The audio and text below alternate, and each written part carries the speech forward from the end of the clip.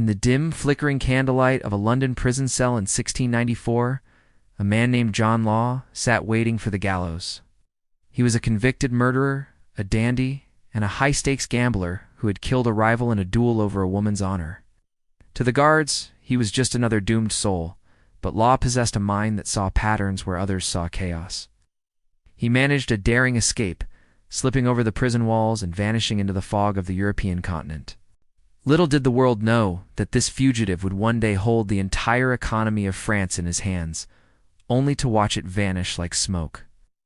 France at the turn of the 18th century was a kingdom drowning in its own glory.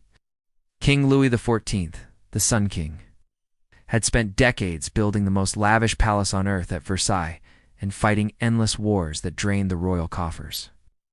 When he finally died in 1715, he left behind a nation that was effectively bankrupt. The debt was so massive that the interest alone exceeded the country's entire annual tax revenue. Gold and silver were scarce, and the economy was grinding to a halt because there simply wasn't enough physical metal to keep trade alive. People were starving, the soldiers were unpaid, and the new regent, the Duke of Orleans, was desperate for a miracle. Into this atmosphere of impending collapse stepped John Law. He was no longer a common criminal, but a polished intellectual who had spent years studying the banking systems of Amsterdam and Venice.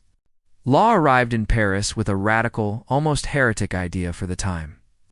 He argued that gold and silver were not wealth itself, but merely the tools used to exchange wealth. He believed that a nation's prosperity should not be limited by how much heavy metal it could dig out of the ground. Instead, Law proposed a system based on credit and paper money, backed not by gold, but by the future economic potential of the nation. The Duke of Orleans, facing a total state collapse, decided he had nothing to lose and gave the Scotsman his blessing. In 1716, Law opened the Banque Generale, the first institution in France authorized to issue paper banknotes. At first, the experiment worked beautifully. The paper bills were easier to carry than heavy coins, and because Law promised they could be exchanged for silver on demand, people began to trust them. Trade started to circulate again, and for the first time in years, the French economy felt a pulse. Law became a hero, a wizard of finance who had seemingly created wealth out of thin air. But this initial success was only the foundation for a much grander and more dangerous architecture. Law knew that for his paper money to truly dominate, he needed a massive engine of profit to back it. He turned his eyes across the Atlantic to the vast, mysterious territory of Louisiana.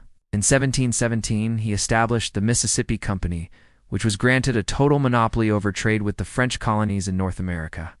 To the average person in Paris, Louisiana was a land of infinite gold mines and emeralds, a paradise waiting to be harvested.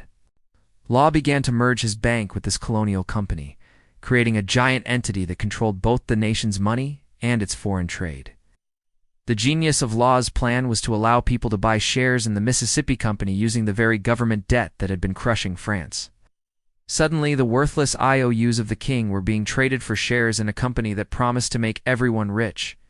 As Law launched a massive marketing campaign, portraying Louisiana as a land of unimaginable wealth, the demand for shares exploded. The price of a single share rose from 500 livres to 10,000 livres in just a matter of months. Paris became the center of a global speculative frenzy. People from every social class, from duchesses to footmen, sold their lands and jewels to buy into the Mississippi Company. The word millionaire was actually coined during this period to describe the people who became overnight successes in the narrow streets of Paris. The street where the shares were traded, Rue Quincampoix, became so crowded that a hunchback supposedly made a fortune just by letting people use his back as a desk to sign contracts.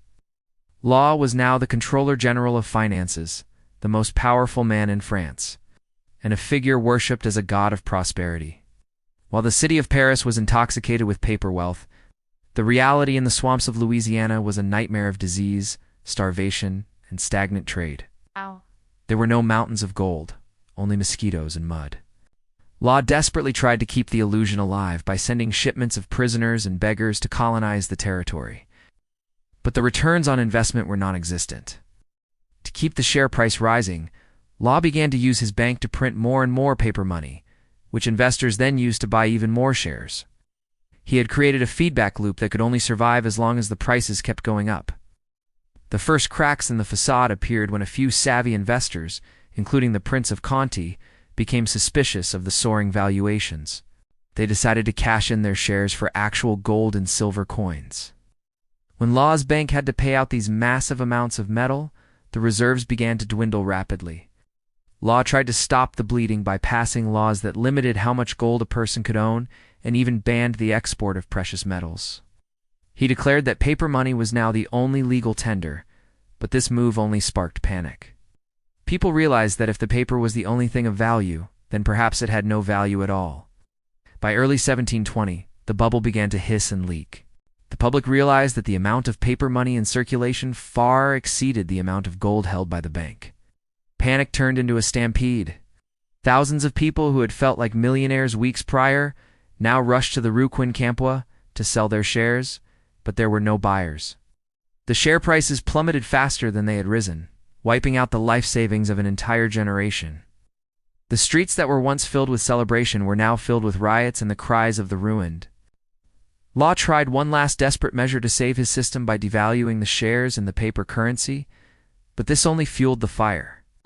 The people who had once cheered him now wanted his head. He was forced to flee France in the dead of night, leaving behind a nation in economic ruins and a monarchy whose credibility was permanently shattered. He died years later in Venice, a poor gambler once again, forever remembered as the man who almost saved France and then accidentally broke it. The Mississippi bubble was more than just a financial disaster. It was a psychological trauma that changed the course of history. The French people developed a deep, long-lasting distrust of banks and paper money that would persist for over a century. This skepticism hindered the development of French financial markets. While their rivals in Britain embraced modern banking to fund the Industrial Revolution and a global empire, the massive debt and social inequality left behind by Law's failed experiment created a simmering resentment that eventually contributed to the explosion of the French Revolution decades later. Even today, we live in the shadow of John Law's ideas. Every time we use a credit card, look at a digital bank balance, or listen to a central bank discuss interest rates, we are participating in the world he envisioned. He was the first to realize that money is not a physical object, but a shared belief in the future. He proved that credit can build empires, but he also proved that when trust vanishes, the entire structure can collapse in an instant. The ghosts of the Mississippi bubble still haunt our modern stock markets, reminding us that the line between a visionary breakthrough and a catastrophic delusion is often thinner than a sheet of paper. As we look at the volatile markets of the 21st century, we see the same patterns of euphoria and despair that gripped Paris 300 years ago. The tools have changed, but human nature remains the constant variable in the equation of wealth. The story of John Law is a reminder that the most powerful force in the economy isn't gold or algorithms, but the stories we choose to believe. Join us in the Money History Lab by subscribing for more stories behind the money.